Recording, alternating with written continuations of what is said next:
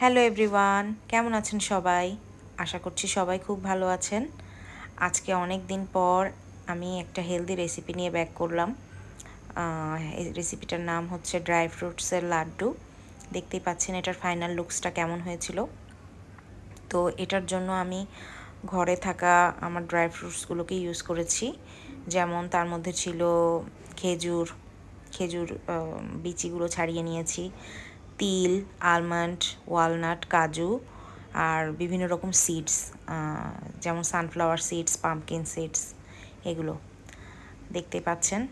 এই যে এগুলোকে এখন আমি একটু প্যানে ঘি গরম করে তার মধ্যে প্রথমে আলমন্ড দিয়ে দেব। আলমন্ডটা একটু শক্ত বেশি, তাই প্রথমে আলমন্ড দিয়ে দেব। আলমন্ড দেওয়ার পরে আলমন্ডের পরে আমি দেব কাজু আর ওয়ালনাট। এই তিনটাকে একসাথে মানে রোস্ট করে নেব একটু ঘিতে। দেখতেই পাচ্ছেন সুন্দর করে আমি রোস্ট করে নিচ্ছি। আচ্ছা, এই পর্যায়ে আমি অ্যাড করব কিছু সিডসগুলো অ্যাড করার পরে আমি অ্যাড করব হচ্ছে সেসেমি বা সাদা তিল, যেটা আমাদের শরীরের পক্ষে খুবই ভালো। আর আসলে এই সিডসগুলো খাওয়া খুবই উপকারী, কিন্তু আসলে আলাদা আলাদা করে খেয়েও হয়ে ওঠা হয় না। দ্যাটস ওয়াই আমি এই বুদ্ধিটা সোশ্যাল মিডিয়া দেখতে পেলাম এরকম করছে, তাই ভাবলাম এই বুদ্ধিটাতেই মানে কাজে লাগাই আমি, তাই জন্য এই রেসিপিটা তৈরি করলাম। তো এই যে দেখতে পাচ্ছেন আমি এগুলোকে একটু হালকা করে ভেজে নিয়ে এখন নামিয়ে রাখবো।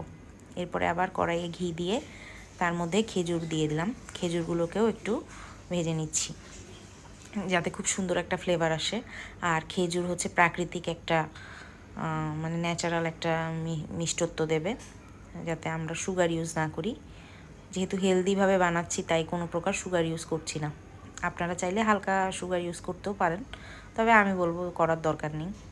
আচ্ছা, এই যে ভেজে নামিয়ে রেখেছি, এবার এগুলোকে আমি একটু গুঁড়িয়ে নেব মিক্সিতে। আর একসাথে খেজুরের সাথে এগুলোকে গুঁড়াবো না, তাহলে ব্যাপারটা ভালো হবে না, মানে স্টিকি স্টিকি তো খেজুরটা। তাই প্রথমে এই যে এগুলোকে এইভাবে গুঁড়ো করে নিলাম। এগুলোকে ঢেলে না রাখার পরে তারপরে আমি খেজুরটাকে একটু মিক্সিতে ঘুরিয়ে নেব। খেজুরটাকে ঘুরিয়ে নেওয়ার পরে খেজুর আর ওই যে গুঁড়ো করা সিডসগুলো আর ড্রাই ফ্রুটসগুলোকে আমি হাতের সাহায্যে ভালো করে মানে মিক্সড করে নেব। এটাতে হাতই ইউজ করতে হবে, কারণ আসলে খেজুরটা অত্যন্ত স্টিকি, আর এটা হাত দিয়ে না করলে এটা ওভাবে টেক্সচার আসবে না। তো আমি প্রথমে এগুলোকে মিশিয়ে নিলাম। মিশিয়ে নেওয়ার পর হাতে একটু ঘি মেখে এগুলোকে গোল গোল লাড্ডুর মতো সাইজ দিলাম। ব্যাস, এটা হয়ে গেল। আর এটা বেশ ড্রাই রোস্ট করার কারণে এটা বেশ ক্রাঞ্চি হয়েছে। এই যে আপনারা দেখতেই পাচ্ছেন আমি একে একে এগুলোকে লাড্ডুর শেপ দিয়ে দিচ্ছি। আর এটা কিন্তু খেতে বেশ টেস্টি। আপনাদের এরকম হয় কিনা জানি না, আমার ওয়ালনাটটা এমনি এমনি খেতে একদমই ভালো লাগে না, সেজন্য আমি এটাকে সব কিছুর সাথে মিক্সড করে খাই, কারণ এই জিনিসটা খুব উপকারী। That's why.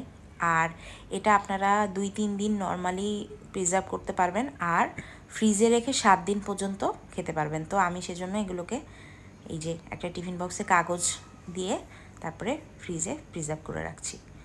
তো আপনারাও বাসায় ট্রাই করুন।